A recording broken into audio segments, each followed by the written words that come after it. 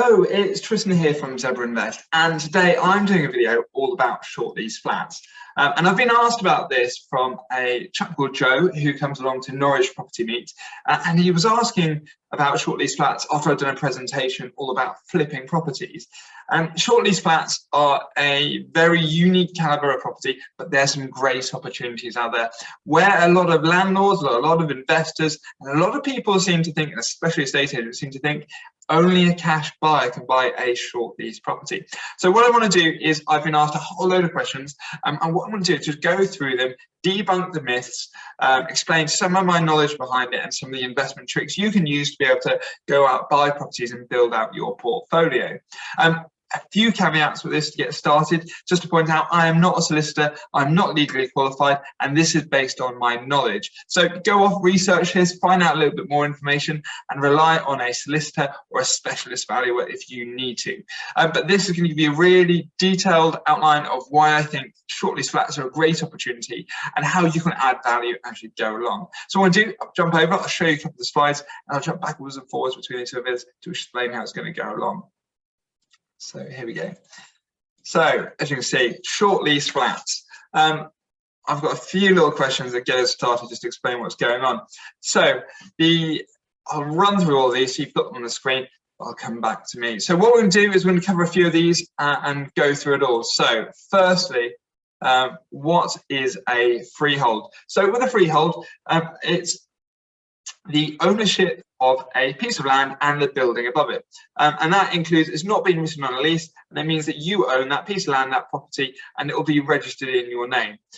This tends to happen whenever usually you buy a house, or you might buy a piece of land for development, and you can then go build out a refurbishment or a project from there. But what typically happens is you have a developer who comes along, they've bought a piece of land, they've got planning permission, and now they've put up a block of flats. And that's how we end up with flats and having a lease. So what then happens is when they come to sell a property, once they've done all the development and the works, they will sell each of the flats one by one. And this then creates a lease. And the idea is a lease is used to be able to give someone the responsibility just for their flat, their part of the building. And effectively, it's like a tenancy agreement, but a long tenancy agreement. And so that means that when you actually come to selling the property, you only own that part of that property for a certain period of time. You don't own it outright, but you don't own the freehold to the building. So what can then happen is the leases are created as each of the flats are sold off. And the idea here this way is almost like, you've got one big pie of property, and that's just allowing you to split it into different units, and everyone's then got those bits. And the idea of the lease as well is you can write into it to say if there are any obligations. So say, for example, you've got hallways in the property, you're going to want to make sure that those hallways are maintained, looked after over years to come. And obviously, if you've got cleaners come in, if you've got lighting to pay for, then that means that the leaseholders, the people who own the flats, will then actually be able to pay and look after those services. That's usually paid out of what's called a service charge, and there usually be an insurance or management scheme to go with it. So that's one side of it. But then the idea is if that lease will be issued. So the question that I said is, how long is a lease? Well, that's, actually it depends on who the solicitor was when they were drawing it up, who the developer was to decide how long they wanted it, and also kind of what the emphasis was on leases at the time when they were being created. So for example, if you look at a lot of leases that are anything from probably about the 1950s through to about the early 1980s, 1990s, there's a few there, most of the leases then were granted at 99 years. So the idea would be, say, from the 1st of January 1980, you would then have a lease issued for 90 years. 99 years. But that lease length can be any time, and it will be written in a copy of the lease, and it will also be on a copy of the title as well. On the leasehold title, you'll be able to see how long it is. And the idea is, say for example, you took 1980, and then you add on 99 years, say that's just shy of 100, so that brings us up to 2079. So, and then you then take off the time period, or whatever the year is at the moment, off that to be able to work out the difference. So we're on 2079 minus 2022. So 2070, that's roughly off the top of my head, 57 years left on that lease, and that's called a short lease. So what's a short lease? I didn't put that in my little slide. A short lease is a property that's got a lease that's less than 80 years. So what I put in here is on my, I'll show you again, is my fourth question is, when should you renew a lease and when does it become more expensive? And this just ties into exactly what I was just saying. So a short lease, or when you need to extend a lease, is when a lease comes under 80 years. And the reason being, there's something called marriage value. And the idea is, after, once it's down to 80 years, part of the value of that property belongs to the leaseholder and part of it belongs to the freeholder.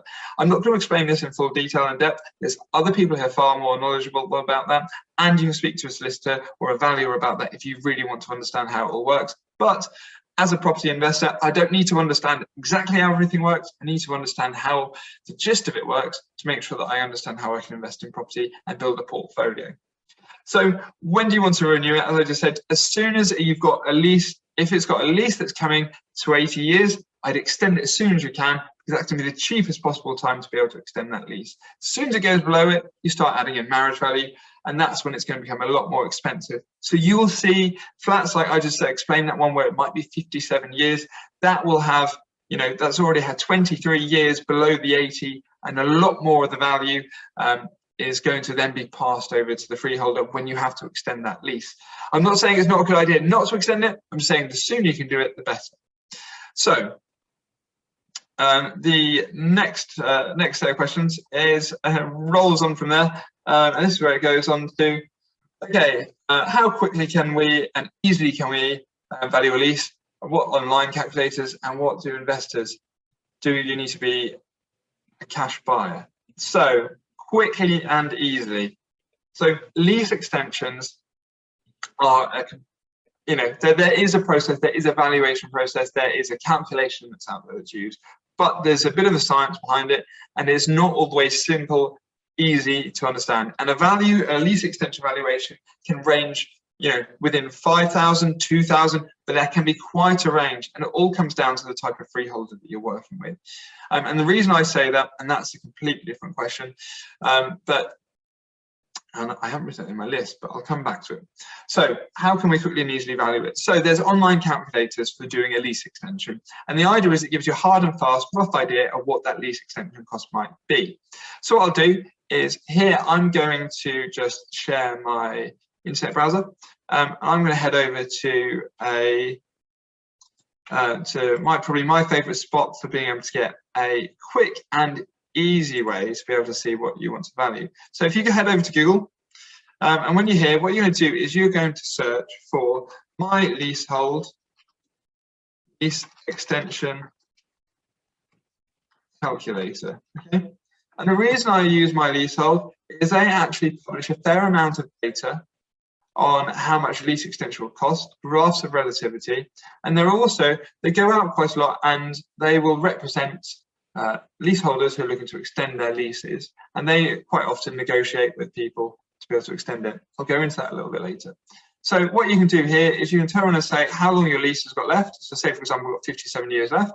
And what we want to do is we want to base it on a long value, because a long value is basically whatever the property is worth, what the property would be worth with a long lease. And it's quite easy to work that out, because you can go online and you can easily find other properties that are available for sale in an area, and then with a long lease, and you can just put that in. And so if it's in a long lease value and good condition, we'll turn around and say, for example, it's worth £150,000. And we can turn around and say whatever the ground rent is at the moment. This doesn't allow for whether a ground rent is increasing, whether it doubles, whether it's an aggressive lease extension. This is just, as I said, a quick and easy way to value it. So say, for example, the ground rent is £25. This is then going to work out a rough idea of how much lease extension is going to be. So there you go, you can see between £18,000 and £26,000. But so this gives you a good idea as a quick and easy way to work out what you think the lease extension might be. Usually it might be worthwhile sticking the number straight in the middle, but just remember, if you're using these figures to be able to work out how much the costs are going to be when you're doing a project, you're refurbishing, whatever else, just remember you also have to pay for a valuer. You need a valuer to work for you. So they're going to do a professional valuation to check the numbers are correct, and then they can help negotiate on your behalf. So you want to instruct a valuer. There's a company called Saul Gerard Surveyors based in London. They actually represent a few freeholders, and they also negotiate on behalf of leaseholders. So very good contact there. And then what you'll want to do, and you can also use My Leasehold, who I just showed you there as well. I haven't used My Leasehold, but could be a good recommendation. They'll then do a valuation. And with that, you need to make sure that you're going to be paying for that valuation. That could be anything from, say, £1,500 possibly to £2,000 maybe. And then once you've done that valuation, you need to pay for your own solicitor to be able to go through and pay for the lease extension, to organise and sort the legal side of the lease extension. You'll have to pay for the freeholders' cost for their valuation. They might charge you, again, £900, £1,000, £2,000 for that. And you'll have to pay for their solicitors' fees. So remember, you've got all those fees to pay. And then before I get on to my last question about a cash buyer, the one thing I mentioned was about freeholders and what type of freeholders are out there. So you usually have, I'd say, probably 2 or 3 types of freeholder. You've got the first freeholder, well, actually there's definitely 3. First freeholder is a share of freehold. And this is the idea when you've bought a flat, but you're actually buying into a plot where someone else owns the freehold, or you're buying a part of the share of the freehold at the same time. And so this means that if you do need to extend your own lease, you're entitled probably to be able to extend that lease at minimal cost, just the cost of the legal fees, and you can extend that up to a time period that you want. The other side of it, so you've got share of freehold, you've then got private owners, and this might be where, say, someone like myself used to live in a flat or live in a building, and we end up acquiring the freehold on the property when we bought it, but we forgot about it down the line. So we still own the freehold, and we need to extend the lease. So then you can apply for someone privately and then organise the lease extension. The next bit is you then have institutional investors and larger corporate investors who own freeholds professionally. Companies like this do it for pension funds. John Lewis actually owns quite a lot of them. You'll find companies that are listed on stock exchange. You'll find companies that are backed by private equity, and you'll find large companies that do this for business. When you approach these are going to be professional companies, and they are going to already have their processes. They're going to charge you for all the costs that I mentioned before, but they're likely to be a little bit more difficult to negotiate with, but it is always worth approaching them. So one of the questions I'll finish my questions on the cash buyer. Do an investor need to be a cash buyer? No. The answer is you don't need to be a cash buyer because you use a bridging loan, which then acts as cash to be able to buy a property. You can use a mortgage, a specialist short lease mortgage. If you have a chat with someone like Simon Hodgson from Funded, he's able to get those kind of mortgages. And you can also, which I'll tie into in a little bit, you can also get mortgages that will pay for the lease extension when you buy the property. So you can actually agree to extend the lease when you're buying the property. So then once you've bought it, the lease is already extended, you've got a full long lease length on it, and you never need to be a cash buyer in the first place. Do estate agents know this? Not all of them. Some that are really clued up do know this and realise it. A lot of investors don't realise that you don't need to be a cash buyer to do it. It's just understanding the mechanism to do it. I'll jump back in and go back through that. But the one question that I didn't really answer for you was how long is a lease? So a lease can be as long as a freeholder or a developer wants them to be. So originally, as I was saying, 1950, probably to 1980, there were 99 years. After that, most leases were about 125 years from the start date. And then more recently, we've seen 125 years, 250 and 999-year long leases. If you've got the longer ones, chances are you're never really going to need to touch them. But it's just the short ones that we're looking at in detail, as we have already today. So just go back through to the here we go. Back to my questions that I've got on the screen here. So, how can a lease be extended? Informal versus formal. And you can see I've got a couple of questions here. How long it takes and what kind of solicitors should I use? So, the question of how can a lease be extended? So, there's a few different ways. I'll go with the first one that's easier. So if you are trying to do a deal where you want to buy something and you aren't a cash buyer, and you're looking to fund it and you're going to get the lease extended on the way in, what you can do is you can approach a freeholder and say to them, look, I've done the valuation. You might have used your calculator online, or you might have spoken to someone like Saul or My Leasehold, and then you can turn around and say, look, I'd like to make you an offer. Could I offer you say £16,000 for a lease extension, and instead I'd like to have that for, I'd like to do it quite quickly, and I'd like to do that for say 125 years, 250 years, 999 years, or just a 90-year lease extension. You might end up paying a bit more of a premium because you're willing to get it done quicker, faster, and you don't want the hassle of going down the statutory route of going to court and sorting things out. By doing that, you can agree the price up front. When you then agree and get the purchase to go through, that lease can be extended at the same time and sorted and replaced. And that's quite a good way, when I mentioned earlier, speaking to someone like Simon Hodgson at Funded, that you could get that lease agreed and paid for by your mortgage company on the way in. The other way of doing it is a formal lease extension. And a formal lease extension is where, at the moment, you serve what's called a Section 42 notice. And a Section 42 notice is a statutory notice that entitles you to a 90-year lease extension at a peppercorn. A peppercorn is the ground rent. And ground rent, people say peppercorn and they think it could be any sum of money.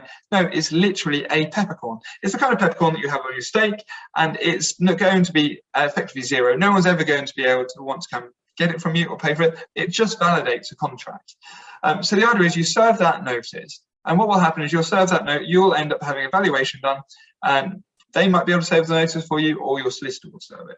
That notice will be served on the freeholder, and they then have a certain period to reply. I believe off the top of my head it's about 28 days, but they will reply and they will turn around and say whether they agree, whether they counter, whether they want any funds or anything else from you to move forward.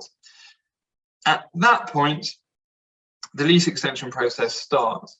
And a lease extension process, it will take as long as, the solicitors, the surveyors, negotiations take. So that can be, if you've got someone quick and you do an informal extension, that could be as little as, say, a couple of months. If it was something where, you're going backwards, forwards, you're doing formally, you might get dragged into court. You might even be at 12 months, 24 months. But the idea is, if you've got something informal, it'll be nice and easy to go ahead. But the other bit you can do as well with a Section 42 notice is, say, for example, you can't get the lease extended before you buy the property. You can have that notice served, but you can have it assigned to you, the new buyer, to have the right to extend it when you've bought the property. So that might be, if you're then doing like a buy, refurbish, refinance deal, you get the lease notice to extend served to you to do the ability to do it. You then go do your refurbishment. Say, for example, you turn it from a 1-bedroom to a 2-bedroom. And then you then, at the same time you get your lease extended, then that time, during the whole process of doing all that work, you then get the whole thing revalued at a much higher value, because obviously you've managed to get a discount on it because you're buying it as a cash buyer. And then you've paid for the lease extension, you've allowed that in, you've added value, and that could be a really good thing. So the next question I had on my list is, if I'm going to use a solicitor, here you go, what solicitor should I use? So I've got quite a strong opinion on this. Other people might not, but think about it when you come to have your house done, or you do work on your property, or your refurbishment. You usually typically go to a plumber to fit out your boiler and do all your first fix plumbing, and then you might have a bathroom fitter come and do the bathroom. And the reason usually is you have the plumber doing the boiler and all the pipe work, because that's their expertise. That's what they're doing every day of the week. That's what they know. They're really good at that. But because they're really good at doing that, and that's what they've trained in, they haven't necessarily trained in tiling. So whereas you've got a bathroom fitter who's absolutely excellent at tiling, and they're also reasonable at plumbing. So then that way you bring the two together. So what I'm trying to say is, when you use a solicitor, you want someone who's an expert in their field. So then that way you make sure that you've got your lease extension drafted correctly, all the notices served on time, and the whole process to work correctly. Because as soon as you've got one part of that or one element that doesn't work correctly, most institutional or freeholders will push back and say, you haven't got this correct, we need to start the process again. And you really don't want to go back to the beginning. If you think about it, it's the same. You can go to, a handyman or a jack of all trades, and they will do, they'll do a reasonable job. But if they get one little bit wrong, then the whole thing has to start again, or you'll have a leak or an issue. So what I would personally do is just go through a specialist leasehold solicitor. And a person who I usually recommend for that is, I'm just going to put her name. She's moved agency. So there's a lady called Sarah Quinn. She is a senior associate I'm hoping she still does leasehold stuff at a company called CMS UK. If not, if you have a word with someone like Tolhurst Fisher Solicitors in Southend, they do a lot of lease extensions, just because there's a lot of leasehold property in Southend. So they've got some real specialist people there as well. So then on to my final slide. Oh, wait a minute, I tell you a lie. That was my final slide. So I've given you a whole load of information and detail there about how to find, not how to find the deals, but how to kind of work through the intricacies, debunking a couple of myths, and how you can make some money out of it. But what I'm sure you want is a Brucey bonus at the end of this. If you've stayed with me for this whole amount of time, let's show you how you can actually find a short lease flat to do a deal on. So let's just go in, and you're probably going to know what I'm going to do. I use a website called, this is where my computer's decided not to play ball. Hopefully I'm sharing the right screen. 1 second, I think I'm sharing the wrong screen. Screen 1, hopefully, there we go. I've shared the completely wrong screen. So what we're going to do is we'll just head over to PropertyData. So what we can do here is you can turn and go source, and then what we can do is go to more lists available. And there's 2 that you can use, but the best one we're going to use here for exactly what we want is short lease. Here we go, short lease. And what we can do is we can turn and say, I used to live in London. So I used to live not far from Balham. So for example, we put a, we're just going to do London there. We're going to put, that's going to cover the best part of it. And what we want to do is whenever we're on here is we're going to put a filter on, as it looks like it's gone. We're going to put that, wait a minute. Here we go. Sorry, I have gone just down a little bit of rabbit one there. We're not including, you can include sold. I don't want to include sold. But here you can then go through and you can find short lease properties. So I'll open up a couple and I should be able to give you an idea. And you can see there's, they're usually, you've got vendors who are motivated, they can't sell their property because they don't have anyone who is able to buy it. So here we go. Hopefully we've got, this is a perfect example. We've got St Julian's Farm Road, West Norwood. Here you can see, look, it says it's got 65 years left on the lease. It's quite a big flat, that. Look, 770 square meters. And using property data, that's saying it's £600 a square foot. So something like that, if we're then using a little calculator, so that's 772 times by 613. That flat should be worth around about 470,000. Here, it's saying the average asking price is 464, so that's probably not far off. So here you can see, if it's worth 470 and we've got this at 350, then there's £120,000 difference. So what you can do is we can turn around and say, if we use my leasehold on that leasehold extension calculator, we're saying that the property is worth 470,000. I don't think it's telling us how much the ground rent is. So we'll just do it as an educated guess. We'll say it's £100 a year. And then we know the lease on this property is 65 years. So you can turn around and say, look, I understand. Here we go. So the lease extension is saying between 40 and 60,000. So let's call it 50, just for example. But we can turn around and say here, look, for example, this flat's actually in really good condition, right?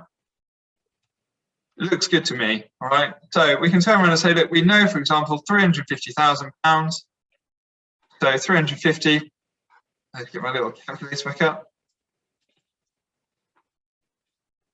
We've got £350,000 plus £50,000 for the extension, legal fees and whatever else, let's call it 5,000, just for the works you did in.